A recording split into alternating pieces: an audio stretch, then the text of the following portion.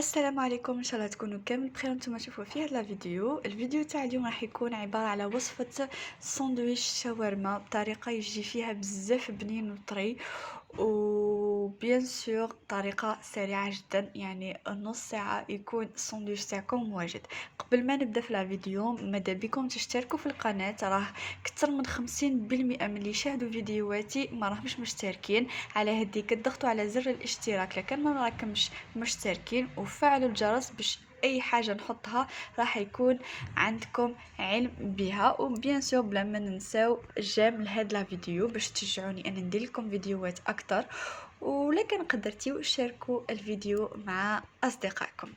الوغ نبداو على بركه الله. اول شيء واهم مرحله هي تتبيله الدجاج. كما شفتيو راني قطعت الدجاج ولا هو صدر الدجاج على شرائح تكون رفيعه. هنا الموس ما كانش ساعدني على هذيك. حاولوا ترقوا الشرائح تاعكم، بعد قصوهم هكيك طوال بيان سور.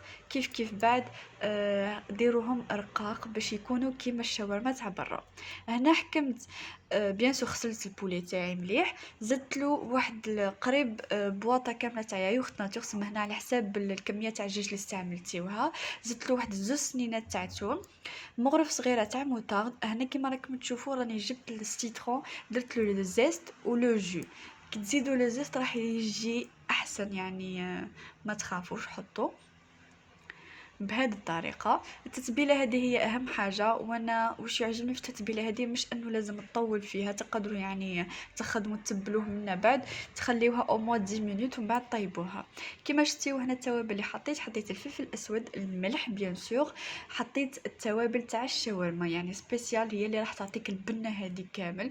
شويه قزبر وشويه فلفل عكري حار، نورمالمون هادو هم.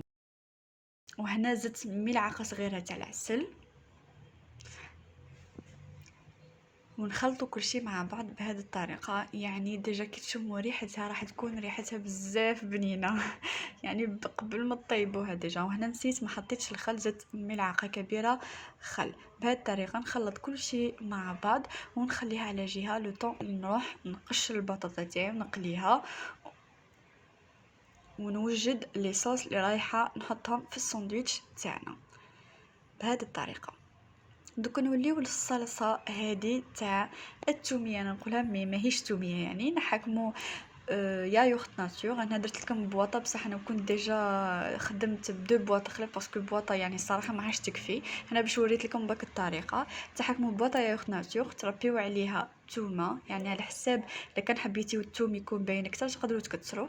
زدت هنا نصف ملعقه كبيره تاع زيت الزيتون، ونزيدوا شويه ملح وشويه فلفل اسود. بهذه الطريقه برك يعني راح تكون، وهي يعني الصراحه راهي صحيه هذه الصلصه. تقدروا ترافقوها باي حاجه خلاف، يعني تقدروا تاكلوا غير البطاطا مقليه وتغمسوها في هذه الصلصه بزاف بنينه ونخليوها تبرد على جنب. هنا زدت الفرماج، هذه اختياري، تقدروا تزيدوا الفرماج طري وتقدروا يعني ما تزيدوش. درك هنا نبداو نقليو في الدجاج تاعنا. حطيت شويه زبده، ما حطيتش زيت صراحه. هنا حطيت هذيك البولي اللي تبلتها كامله. حاولوا تحطوها على نار شويه متوسطه، ماهيش زايده بزاف وماهيش ناقصه بزاف. هنا هذاك الدجاج تاعنا راح يطلق واحد العصاره هذيك. على هذيك ما لازمناش نخليوها تنشف. مع نشوفوا باللي الدجاج تاعنا دخلوا الطياب وهذيك العصاره طلقت كامله، نحاولوا نصفيو الدجاج تاعنا ونحيو هذيك العصاره على جنب. لماه درك تشوفوا لماه، لانه هذه هي سر الطراوه تاع الساندويتش شاورما اللي راح نديروه مع بعض، بما يجيناش يابس ويجينا كما نقولوا سارد. الناس اللي تحبوا سارده بيان سور. بهذه الطريقه صفيت الدجاج تاعي كامل وخليت هذيك الصلصه على جهه. درك هنا زدت شويه للنار وكملت حمرت هذاك الدجاج تاعنا باش يدخل فيه هذاك الطعم تاع الفومي كما نقولوا. دوكا يتبان لكم بلي المقله تاعي راهي تحرقت، مي خليوها هكيك يتحمر مليح. او ميم طون هنا حكمت هذيك الصلصه اللي خرجت لي، زدت لها واحد نصف ملعقه باك تاع طماطم مصبره وخلطوها مليح وخليوها على جنب من بعد نستعملوها. دوك نرجعوا هنا للدجاج تاعنا. كما راكم تشوفوا المقله تبان لي كلا تحرقت، ما تخافوش. دوك نزيدوا المكون اللي راح ينحي لنا هذيك الحروقيه كامل. كيما راكم تشوفوا هنا زدت واحد هكاك الفنجال تاع كريمه سائله، راح تنحي لي هذيك البنه كامله لاصقه في المقله وتعطيك صلصه يعني بزاف بنينه. كاين ناس ما تحبش لا كريم فريش، يعني تقدروا تستغناو عليها، ولكن بها راح يكون ديفيرونس كبيره. انا وحده من الناس ما نحبش لي ساندويتش يكونوا شايحين، على هذيك لازم تزيد لا كريم فريش. زدت ملعقه جبن طري وزدت شويه هريسه وكانت الصلصه تاعي واجده. درك انا جبت هاد الخبز الشاورما هذا ويتباع ب6500 برك فيه 6، ونبدا نوجد في لي ساندويتش تاعي. حطيت اولا هذيك الصلصه اللي استعملناها اللي درناها بلوتو تاع الثوميه، بعد نحطو شويه من الدجاج اللي درناه بهذه الطريقه.